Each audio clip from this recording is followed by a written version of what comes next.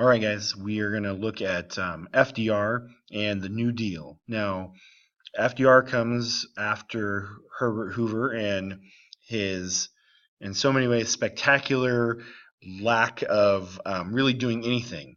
So Herbert Hoover loses really badly, and we'll look at a presidential map here in a second, to FDR in the 1932 election. People are, really, like I said in the previous video, I feel bad for Herbert Hoover in some ways because he was really elected for a boom time economy, for things going well. He was not elected with a Great Depression in mind or with severe economic conditions and stuff. So this is kind of bad for him. Gets kind of a raw deal. Granted, he didn't do a whole lot and has some issues, but that's kind of where it goes. So these are some of the things that you can look forward or look to with FDR and what he tries to do. So we're really going to focus with this video. We're going to transition after this video to causes of World War II and the World War II related stuff, the 1930s or 1940s. So this is, again, looking at, there's going to be a bunch of stuff that we're going to have to leave out as far as like how FDR overcomes the Great Depression, but this is where we're going to end up. So we got the 32 presidential election, his inauguration, the brain trust, the people he brings around him, and his philosophy in trying to overcome the Great Depression, his first 100 days, bank holidays, his fireside chats, and then the New Deal programs, which was an alphabet soup of acronyms and stuff like that. So here we go. So, presidential election. If you remember the previous maps that I've shown you over the last few videos, where all of this, well, not this stuff, but so much of the map was red, and only this tiny area down here in the south was green. Well, now notice how it has flipped. I'm kind of drawn all over the place. Notice how it's flipped. Now there's only this tiny little area up in New England where it's, Herbert Hoover ends up winning. The rest of the places, it's the whole nation. I mean, like it said in the video that we watched in class, one of the most lopsided victories in U.S. history, at least up to this point. And if you look at the graph on the left bottom there, how electoral votes each candidate received, it was pretty bad for Herbert Hoover. Like I said, it just so many things coming together that ended up being a problem for him. So FDR was inaugurated on March 4th, 1933. Hundreds of thousands of people came out to see this.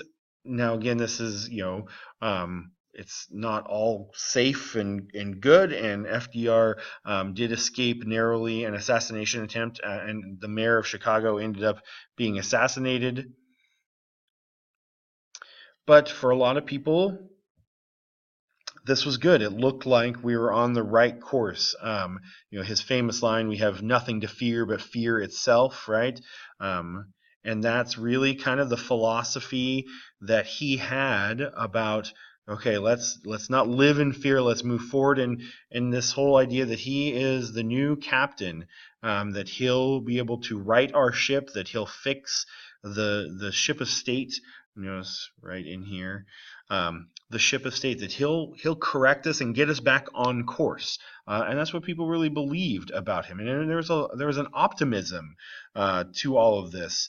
One of the songs that, this was a time when they had campaign songs and stuff like that. I don't recall President Obama or President Bush having campaign songs, but they did back in the 30s and stuff. And these are the lyrics here about, kind of how people felt about all of this. Notice right in here, "'Cause happy days are here again, the skies above are clear again. Let us sing a song of cheer again. Happy days are here again." Again, there's an optimism to all of this, that maybe things aren't going to be as bad as they were, that the skies have cleared and we can move forward. It can be good again.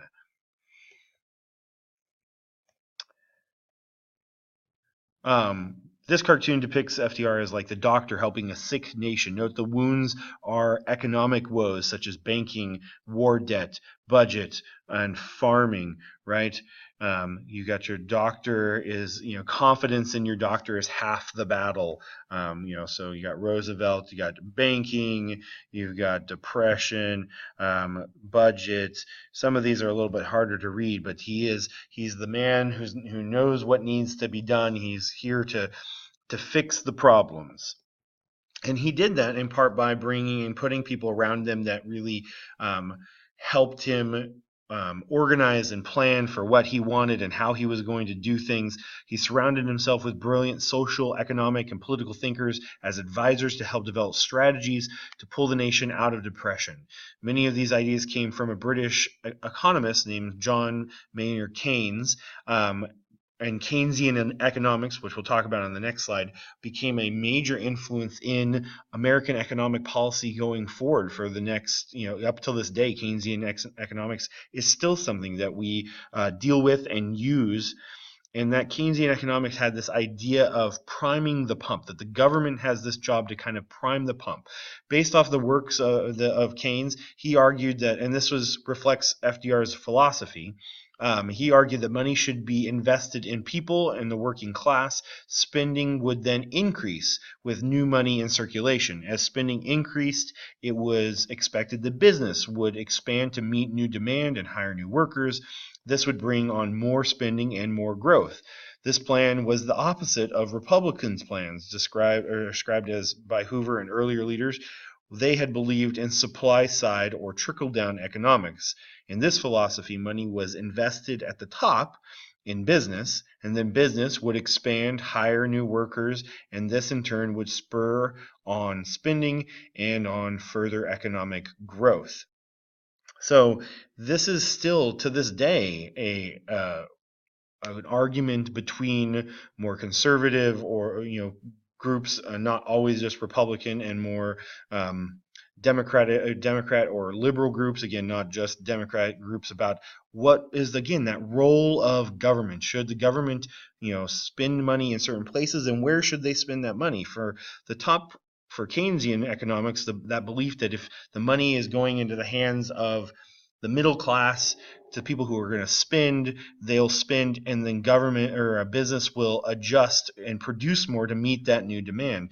Where for Republicans and for their plan, the idea is that if businesses are getting the money and there's regulations or lack of regulations, then businesses over time will hire more people and it will trickle down.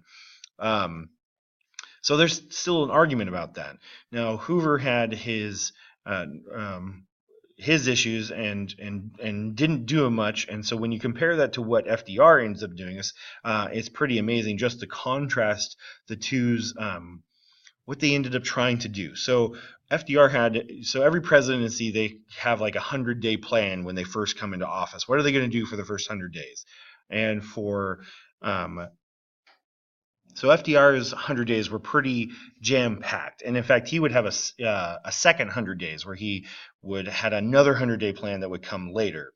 So on March 5th, 1933, FDR called for a special session of Congress, the 73rd Congress. During the first 100 days of his administration, Hoover and his brain trust were at a whirlwind of activity. Legislation was introduced and passed at a furious pace as Congress mostly acted as a rubber stamp. So one of the things that isn't talked about in here is how a lot of the Congress and the Senate became more Democratic, more inclined to do the things that FDR was asking to do. He asked for executive power to wage war against poverty and pessimism. He wanted a power to grant he wanted a power as great as the power that would have been given me if we were in fact invaded by a foreign power. I realize I've got part of a graphic over that, but he wanted, to be able to do the things that he needed to do as if we were being invaded. In some ways, it makes sense because you want the president to be able to act decisively and without having to go and ask a bunch of people their opinions and go to Congress and stuff like that. Like, that's the idea that the president is why he's like the commander in chief, is that he can make decisions in wartime that don't have to run through a committee. And FDR was asking for similar provisions. he wanted action, and that's what people wanted too. It says, you wanted action there, and it's like all this stuff is being thrown at the population and at Congress. This one's a little weird, but this one it says fast worker, and FDR is basically, the economy is here as an image of a woman, as if like he's wooing the woman. He's able to woo her and get her to do what he wants quickly. He's that fast worker. Again, that kind of interesting innuendo there. So what did he do in his 100 days in 1933? You got a bank holiday, which lasted for 4 days. You've got the Emergency Banking Relief Act, which introduced, passed, and signed on the same day, which is amazing to consider. Almost nothing goes that quickly anymore. He started to do this thing called fireside chats.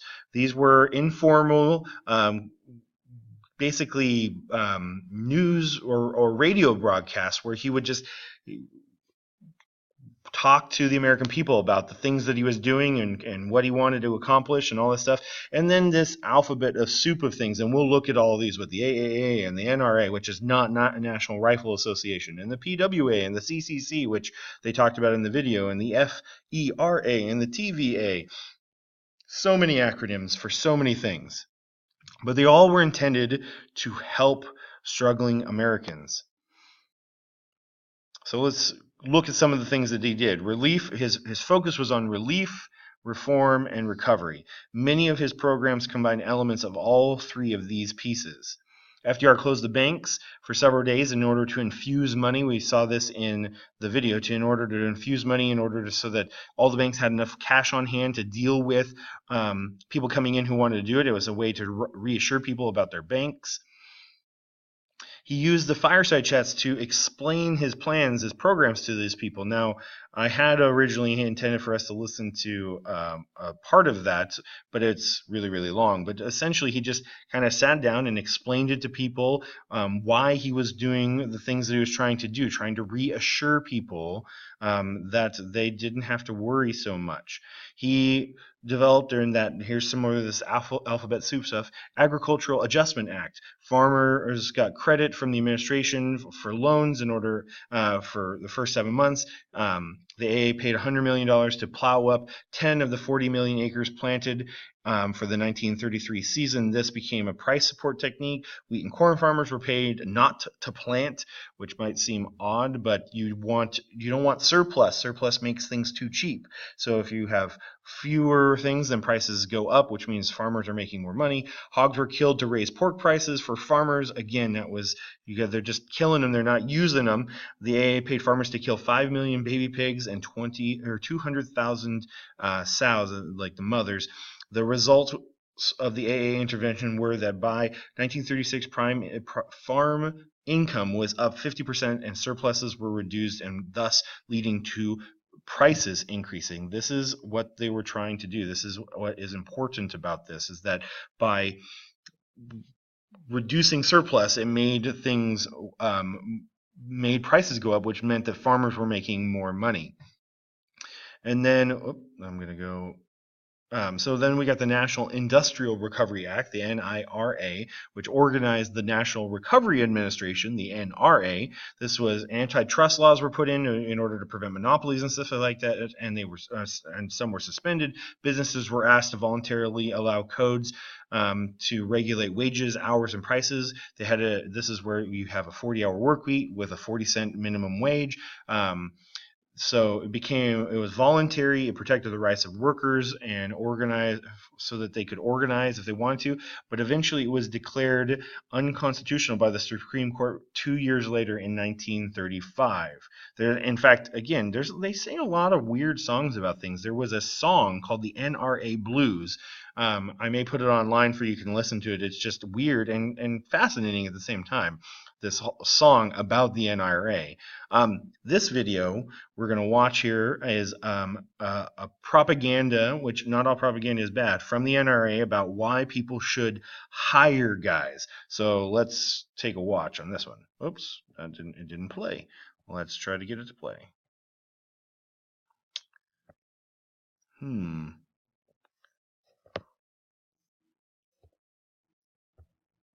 Oh, that's sad. I will try to put that up online. It was supposed to play. It was supposed to play when I clicked. But anyway, the NRA, again, there was propaganda pictures, and restaurants would support, we do our part. We hire people. The idea was to try to get businesses to think of ways where they could hire people. The Public Works Administration spent $3.3 billion on public work projects like, again, that priming the pump, getting people working, getting people making money, and then they'll start using it and spending it. So they build bridges and other elements of infrastructure.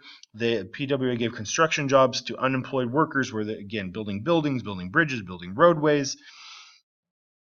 The Public Works Administration worked with the U.S. Army Corps of Engineers, built the Bonneville Power Dam, which is in Oregon, not too far from us. This images of them, under construction, and then once it was all done. In fact, they built lots of dams. One of the famous one, which was started under Hoover, was the Hoover Dam down in Las Vegas, near Las Vegas. This is a map, not the greatest quality because this is all before high definition, but of all, just showing you all the places in the U.S. where there was PWA works in action. And you can look, the Bonneville Power Dam, there's stuff out in eastern Washington, the Hoover Dam, all this stuff all over the country where they were busy doing some kind of work. The Federal Emergency Relief Administration, the FERA, I guess, gave emergency checks directly to unemployed persons in order to help them survive the winter. It gave matching grants to states to bolster local relief efforts, and it set up camps for unemployed women. So these are pictures of some of their unemployed women's camps where they would come and get training and stuff, but also to just help them relieve the stress and escape the poverty that so many of them were experiencing. It taught them skills, but also got recreation time, and again, trying to help people become less pessimistic, help people feel like, okay, returning to things the way that they were supposed to be, helping people feel normal. The Civilian Conservation Corps, other more alphabet soup, created jobs in a semi-military manner for youths 18 to 25 from families receiving relief. Over 2 million young people were enrolled by 1941, and they were paid $30 a month, with a portion of that being sent home to their families. We talked about this in class. They'd build trails and campgrounds and all sorts of things. They'd work out in the environment primarily, and it was mostly young men. The CCC helped millions of young men throughout the Depression as they were helping the environment, plant trees, build trails. Again, kind of talked about all of those pieces. Some images of the different things that they would do.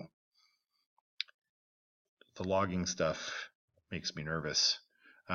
But here they are replanting trees. The Tennessee Valley Administration, another one of the alphabet soups, the TVA. This one's huge. This one brought electricity, power plants. They brought in dams, hydroelectric stuff that changed flooding situations in Tennessee, and in effect affected multiple states, not just Tennessee. This was Nebraska Senator George W. Norris, whose idea for the development project of the whole Tennessee Valley Administration was adopted by FDR. The TVA was a great success, bringing cheap electricity, controlling of floods, replanting of forests, encouraged industry to come into this valley. The TVA is still a #1 producer of electricity in the United States to this day. So, again, some images related to this kind of things that they were doing. More of that piece. Again, it would have ended up affecting, I think, something like 9 states. The Civil Works Administration, CWA. The CWA was set up to put 4 million men and women to work as soon as possible. $400 million of public works funds were provided. Half of the people employed by the CWA came from the relief roles. These are people who were getting relief, like welfare kind of stuff. And the other half were unemployed persons. A CWA project had to directly or indirectly contribute to the construction of something. The CWA was criticized as boondoggles, wasteful or impractical projects, or activities also involving graft, like theft and stuff like that, where they would build roads to nowhere and that kind of stuff. It was not one of the more successful things. And this is an important point of all of this, is that excuse me, that for FDR and the administration, they were trying things, and some of this didn't work very well, or didn't only worked a little bit. But for a lot of people, it was the idea that, hey, you're trying to do something. CWA jobs varied from digging new sewer systems to leading exercise sessions for children in school. They would build a lot of municipal buildings throughout the U.S., so like post offices and banks and stuff like that. There was this whole home loan corporation. Again, these alphabet soups were getting a little bit longer than I really want this to be, but to get basically, it was a way for homeowners who were losing homes at a rate of 1,000 a day. Congress set this up in a way to help homeowners in danger of losing their homes. They bought up mortgages from banks and refinanced them at rates that allowed the homeowners to make lower payments and keep their homes. It saved 20% of homeowners from losing their homes during the Great Depression. Bank market and regulations. This is important. I hate to rush through this, but the biggest one, if you're going to pause it and look at one in particular, the FDIC, which would insure individuals' deposits in banks. I'm just going to focus on that one, but you can look at the rest of these, although the SEC is important as well. But this was a big deal because it protected people's money. He also broke our connection with gold, because the gold used to back up the dollar. So that's actually as far as we're going to go on this one. So I hope this was useful. I'm sorry that these two videos have been a little bit longer. I will try to break these up a little bit more in the future. So as usual, if you have questions, send me messages in Edmodo or in Google Classroom or via email. But otherwise, we will see you in class, and be on the lookout for the causes of World War II videos and World War II related videos that are coming. All right. Have a good day.